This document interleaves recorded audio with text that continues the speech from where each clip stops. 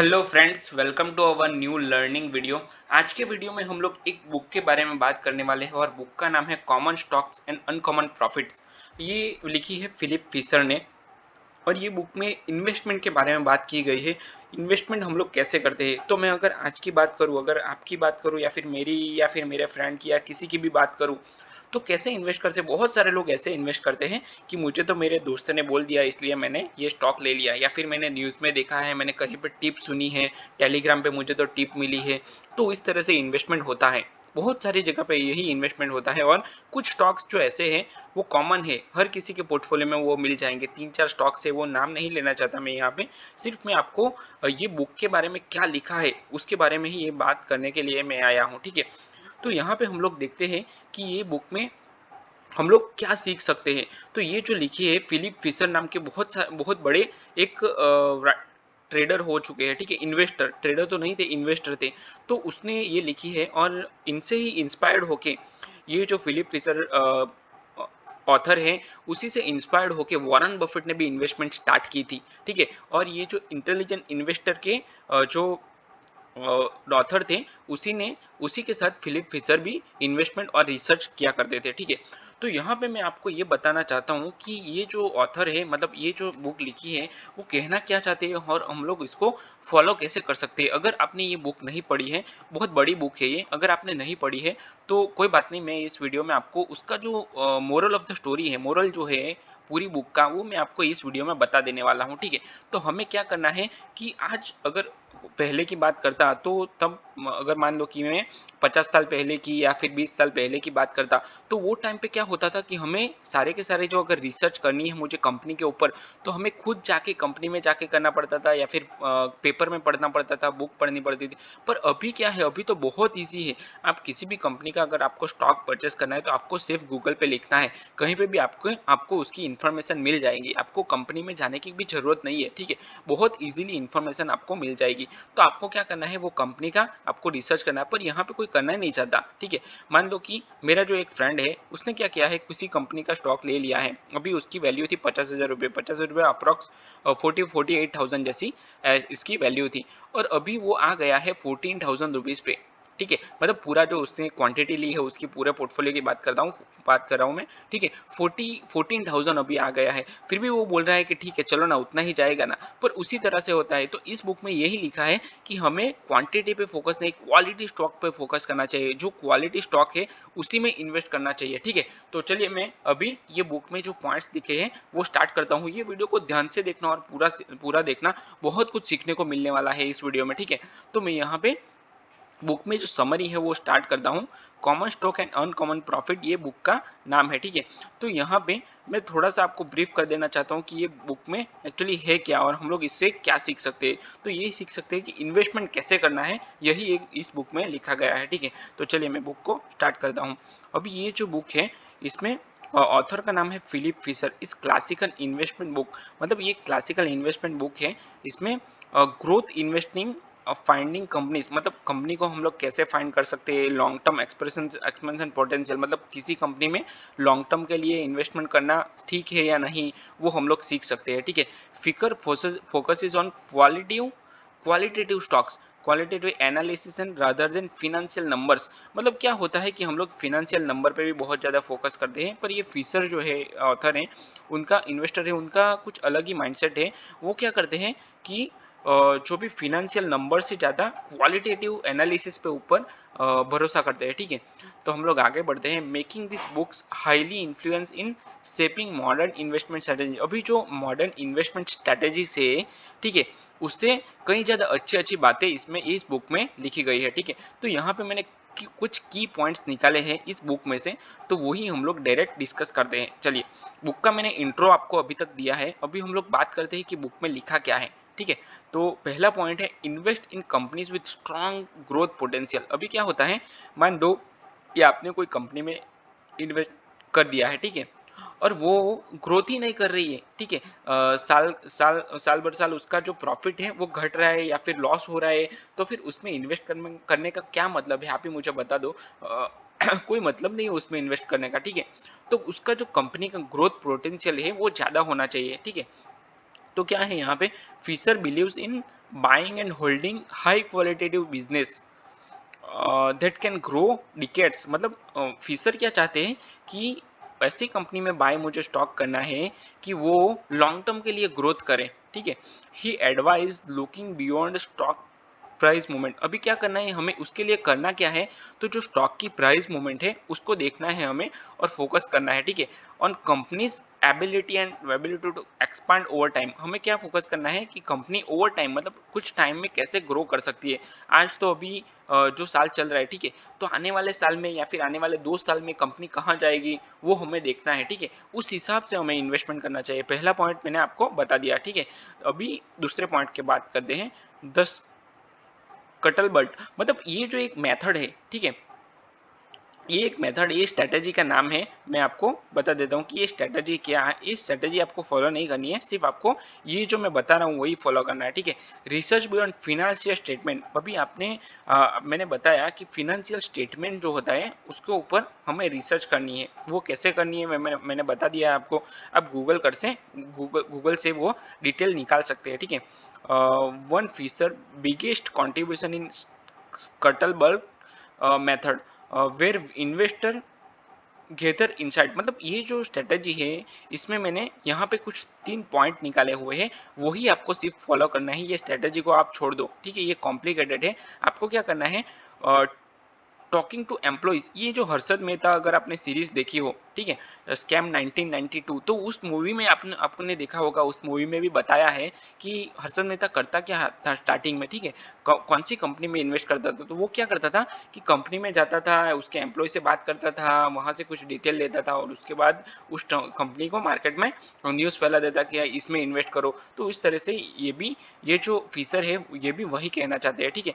Talking to employees, suppliers, customer and competitors, मतलब company में जो एम्प्लॉयज है उससे बात करनी है, सप्लायर से उससे इन्फॉर्मेशन लेनी है। बात हाई हेलो नहीं करना है, इन्फॉर्मेशन लेना है, ठीक है, हमें कि कंपनी का ग्रोथ क्या है, ठीक है, कस्टमर कैसे है, उसके कस्टमर रेगुलर है, तो ऐसी इन्फॉर्मेशन लेनी है, ठीक है। कॉम्पिटिटिव, अगर मान लो कि आप टाटा की बात करो तो टाटा की कार्स आती है, ठीक है, तो उसमें कंपनी में सेटिस्फाइड है कस्टमर, कस्टमर का क्या ओपिनियन है, लॉन्ग टर्म के लिए चलेगी, तो ये सब हमें देखना होता है, ठीक है। Reading industries report and business publication, मतलब उसके जो इंडस्ट्री रिपोर्ट्स आते हैं, क्वार्टरली रिपोर्ट्स अभी आते हैं हर हर 3 महीने में, प्रॉफिट और लॉस कंपनी बाहर मतलब देती है, तो उसके हिसाब से वो भी हमें रीडिंग करनी चाहिए।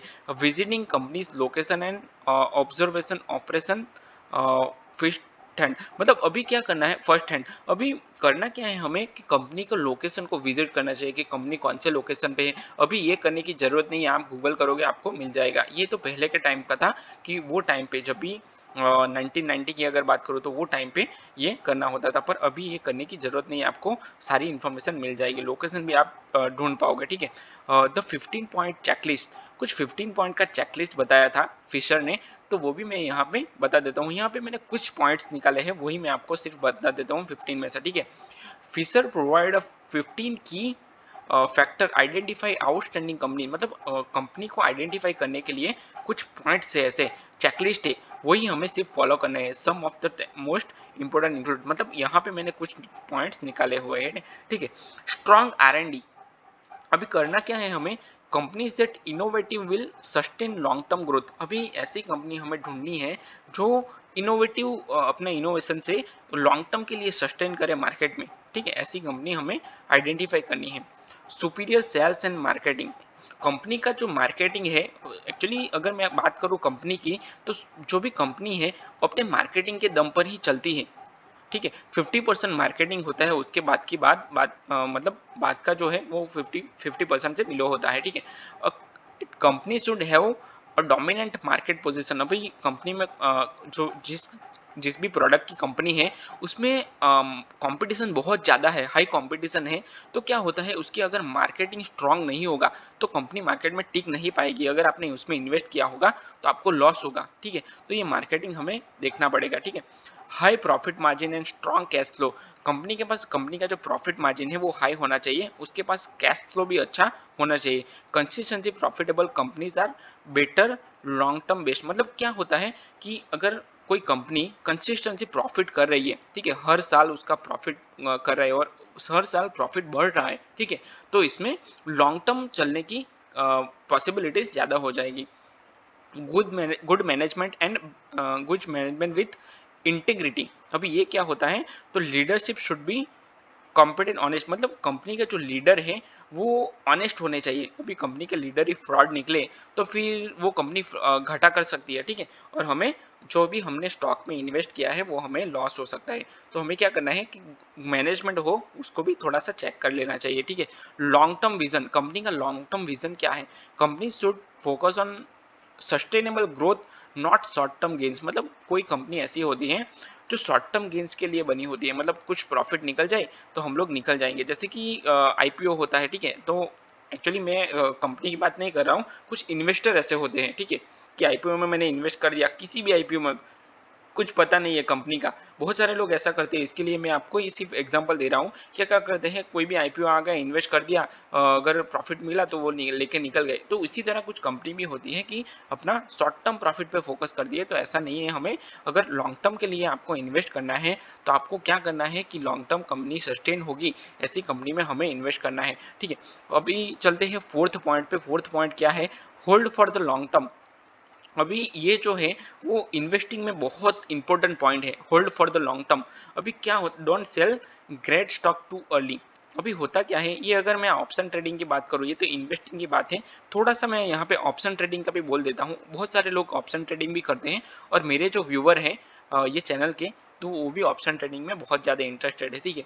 तो यहाँ पे मैं आपको ये बता देना चाहता हूँ कि मैंने ऑप्शन ट्रेडिंग के ऊपर भी पूरा कोर्स बनाया हुआ है और उसका प्लेलिस्ट मैं लास्ट में दे दूंगा, तो वहाँ से आप पूरा प्लेलिस्ट दे सकते हो अगर आपको ऑप्शन ट्रेडिंग में इंटरेस्ट है तो, ठीक है। अगर आपको नहीं पता है कि ऑप्शन ट्रेडिंग कैसे करती है, निफ्टी 50 में इंट्राडे कैसे करना है, तो उसका ऊपर मैंने पूरा कोर्स बनाया हुआ है, वो भी फ्री में, वो भी आप देख सकते हो, ठीक है।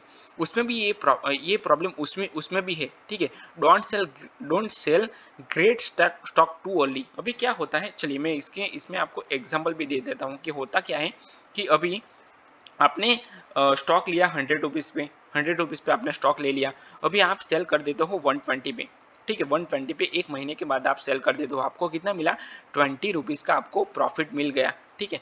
तो आप उतना लेके खुश हो जाते हो। उसके बाद होता क्या है कि 2 महीने बाद, 3 महीने बाद, 4 महीने बाद वो स्टॉक होता है 400 रुपीज़ पे, ठीक है, 400 रुपीज़ पे होता है। तो उस टाइम आपको रिग्रेट होता होगा कि मैंने 100 पे लिया था और मैंने 120 पे बेच दिया, मुझे 20 रुपये सिर्फ मिला और अभी वो 400 पे चल रहा है। तो इसी तरह से रिग्रेट होता है। तो हमें क्या करना है, जो भी अच्छी कंपनी होती है उसको लॉन्ग टर्म के लिए होल्ड करना चाहिए। फिशर यही कहना चाहते हैं, ठीक है। So Fisher argues most investor make the mistake of selling winning stocks too soon. अभी ये होता क्या है कि फिशर आर्ग्यू करते हैं उस इन्वेस्टर को कि जो यही मिस्टेक करते हैं बार बार कि जो अच्छे स्टॉक्स होते हैं, जो विनिंग स्टॉक होते हैं उसको जल्दी सेल कर देते हैं। तो हमें ये गलती नहीं करनी चाहिए। हाँ, अगर लॉस में जा रहे हैं कंपनी का, जो भी कंपनी का जो स्टॉक्स है वो कंटिन्यू लॉस में जा रहे हैं और इसमें कुछ अच्छा पोटेंशियल भी नहीं दिख रहा है, ये जो मैंने सारे पॉइंट्स बताए उसमें से कुछ भी मिल नहीं रहा है, तो हमें उसको सेल करना चाहिए, ठीक है। और जो जिसमें ग्रोथ दिख रहा है वो आपको रखना है, ठीक है, अपने पोर्टफोलियो में। If a company continuous grow and innovate, अगर कंपनी कंटिन्यू ग्रो कर रही है, इनोवेट कर रही है, तो होल्डिंग इट तो उसको होल्ड करना चाहिए बहुत टाइम तक, ठीक है। मतलब आपको जब भी सेटिस्फेक्शन लगे तब तक उसको होल्ड करना चाहिए। फिशर यही कहना चाहते हैं। फिफ्थ पॉइंट है मार्केट टाइमिंग इज अननेसेसरी। अभी एक्चुअली क्या होता क्या है कि मार्केट टाइमिंग पे लोग बोलते हैं कि ये मार्केट में टाइम सही नहीं है, तो उस पर ऊपर फोकस नहीं करना करना चाहिए।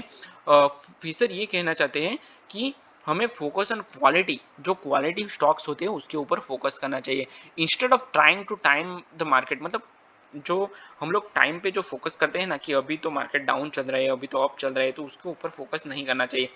Fisher suggest buying great companies when they are fairly priced and holding them identified. मतलब होता क्या है कि जो कंपनी है, मान लो कि आपने 100 रुपीज़ का कोई स्टॉक ले लिया एज एग्जाम्पल, ठीक है, तो उसको क्या करना चाहिए, आपने वो कंपनी को परचेस तो कर लिया है अभी, तो हमें उसको होल्ड करना चाहिए कि जब तक वो कंपनी ग्रोथ कर रही है तब तक हमें होल्ड उसको करना चाहिए, ठीक है। 6 पॉइंट में आते हैं हम लोग, the importance of management quality. अभी जो कंपनी का मैनेजमेंट है वो क्या है, उसकी क्वालिटी क्या है, तो वो हमें देखना चाहिए। उसका विज़न क्या है, कंपनी का जो विज़न है वो लॉन्ग टर्म का है, उसकी लीडरशिप स्टाइल, अगर लीडर अच्छे नहीं होंगे तो कंपनी ग्रोथ नहीं कर पाएगी अच्छे से, ठीक है। एबिलिटी टू अडाप्ट इनोवेट मतलब मार्केट में जो सिचुएशन है वो बदलती रहती है। मार्केट, ये जो आज का मार्केट है वो आज नहीं रहेगा, ठीक है। 5 साल बाद, 10 साल बाद पूरा मार्केट चेंज हो जाएगा, तो उस टाइम पे मतलब 5 साल के बाद कंपनी मार्केट में टिक पाएगी, तो उसके ऊपर हमें अडॉप्ट कर पाएगी जो मार्केट की सिचुएशन है, तो वो हमें देखना चाहिए। एथिकल बिजनेस प्रैक्टिस मतलब कंपनी, एक्चुअली बहुत सारी कंपनीज ऐसी होती है जो गलत काम करती है, ठीक है। तो कंपनी का एथिक्स कैसा है बिजनेस के ऊपर, ठीक है। सही तरह से बिजनेस करती है, कोई भी धंधा चल रहा है, ठीक है, तो उसमें अच्छा मतलब एथिक्स ठीक होना चाहिए, तो ही बिजनेस आगे बढ़ेगा। चलिए अभी 7th पॉइंट देखते हैं, डाइवर्सिफिकेशन वर्सेस कंसंट्रेशन। अभी ये क्या है, तो आपने बहुत सारी जगह पे सुना होगा कि हमें इन्वेस्टमेंट को डाइवर्सिफाई करना चाहिए, पर ये सही भी है, ये कुछ गलत नहीं है, ठीक है। पर कंसंट्रेशन क्या होता है, कंसंट्रेशन ये होता है कि कुछ कुछ ही स्टॉक पे हमें फोकस करना चाहिए, ठीक है, तो उसको हम लोग कंसंट्रेशन बोलेंगे, ठीक है। तो चलिए मैं यहाँ पे एक एग्जांपल भी दिखा देता हूँ, ठीक है। यहाँ पे मैंने एक राउंड किया है, उसको ध्यान से देखना, ठीक है, उसको ध्यान से देखना। आपने देखा, इसको नहीं देखा आपने, ठीक है। ये जो मैंने दूसरा राउंड किया ना, वहां पे आपका ध्यान गया है, तो उसको हम लोग कंसंट्रेशन बोल सकते हैं कि आपको कंसंट्रेशन इसी पे रखना था। यहाँ पे आपने मतलब ऑप्शन ट्रेडिंग में ही यही होता है कि आपने जो स्ट्रेटेजी डिसाइड की होती है, ठीक है, आप रिवर्सल पे ट्रेड लोगे, ब्रेकआउट पे ट्रेड लोगे, तो उसके उस पे ऊपर आपका फोकस नहीं होता है, ठीक है। आप साइडवेज मार्केट में ट्रेड ले लेते हो, तो यही होता है कॉन्सेंट्रेशन, ठीक है। चलिए आगे बढ़ते हैं अभी। Fisher believe in owning a great stock rather than spending investment to thing, मतलब फिशर जो है वो बिलीव उसमें करते हैं कि कुछ ग्रेट स्टॉक्स होते हैं उसी में हमें इन्वेस्ट कर देना है, बाकी हर जगह पे हमें इन्वेस्ट नहीं करना है, ठीक है। मतलब हर स्टॉक में इन्वेस्ट करने से कोई फायदा नहीं है, जैसे कि आईपीओ आता है तो हर आईपीओ में इन्वेस्ट करने से कोई मतलब नहीं है, कुछ क्वालिटी आईपीओ में ही हमें इन्वेस्ट करना है, उसी तरह का ये एग्जाम्पल है। He argues the investor should deeply understand handful great companies rather than diversify exclusively, मतलब एक्सेसिवली। अभी ये होता क्या है कि मार्केट में कुछ इन्वेस्टर ऐसे हैं जो बहुत सारी कंपनीज में इन्वेस्ट करते हैं, कुछ एक कंपनी में फोकस नहीं करते, या फिर 2-3 कंपनी पे जो क्वालिटी कंपनी हो उस पर फोकस नहीं करते हैं, ठीक है। तो इस बुक में है क्या, तो जैसे मैंने पहले बताया कि Fisher Fisher growth investing philosophy has influenced legendary investor जैसे कि वॉरेन बफेट। ये जो बुक है या फिर फिशर जैसे इन्वेस्टर हो गए, उससे इन्फ्लुएंस कौन कौन हो गया है, तो वॉरेन बफेट भी इसी से इन्फ्लुएंस हुआ है, ठीक है। Who came Fisher's qualitative research, मतलब फिशर की जो क्वालिटेटिव रिसर्च है वो वो किसके साथ करते हैं, जो बेंजामिन ग्राहम करके एक बहुत बड़े इन्वेस्टर हो चुके हैं, ठीक है। वो मुझे तो लगता है वही पहले इन्वेस्टर होंगे, ठीक है। उसी ने ये इंटेलिजेंट इन्वेस्टर बुक लिखी है, मतलब अच्छे इन्वेस्टर होंगे, तो उसी ने ये इंटेलिजेंट इन्वेस्टर बुक लिखी है। तो अगर उसने उस बुक का भी आपको आइडिया नहीं है, तो उस बुक के ऊपर भी मैंने एक वीडियो बनाया है, वो भी आप जाके चेक कर सकते हो, ठीक है। तो ये बुक क्या कहना चाहती है इसके ऊपर मैं थोड़ा सा बात कर लेता हूँ अभी। The book core messages is invest highly quality, मतलब हाई क्वालिटी जो स्टॉक है उसमें ही हमें इन्वेस्ट करना चाहिए। इनोवेटिव कंपनीज, मतलब जो कंपनी अच्छी है, इनोवेटिव है, विथ स्ट्रॉन्ग मैनेजमेंट, जिसका मैनेजमेंट स्ट्रॉन्ग है, उसको इन्वेस्ट करके होल्ड करना है लॉन्ग टर्म के लिए, यही ये बुक में कहना चाहते हैं, ठीक है। तो आई होप कि ये वीडियो आपको पसंद आया हो। मैं वीडियो को यहीं पे क्लोज करता हूँ। जैसे मैंने पहले बताया कि मैंने इन्वेस्टमेंट के ऊपर और स्टॉक मार्केट के ऊपर, ऑप्शन ट्रेडिंग के ऊपर पूरा कोर्स बनाया है, वो भी आप चेक कर सकते हो, ठीक है। अगर आपको ये वीडियो पसंद आया तो वीडियो को लाइक करना, अपने चैनल को सब्सक्राइब करना, और अपने दोस्तों के साथ भी, ये जिसको भी इन्वेस्टमेंट करना है उसके साथ ये आप वीडियो शेयर करते हो तो उसकी भी शेयर कर सकते हो, तो उसकी भी एक हेल्प हो जाएगी, ठीक है। तो चलिए मैं वीडियो को क्लोज करता हूँ, मिलते हैं नेक्स्ट वीडियो में। Till then bye bye and thanks for watching this video.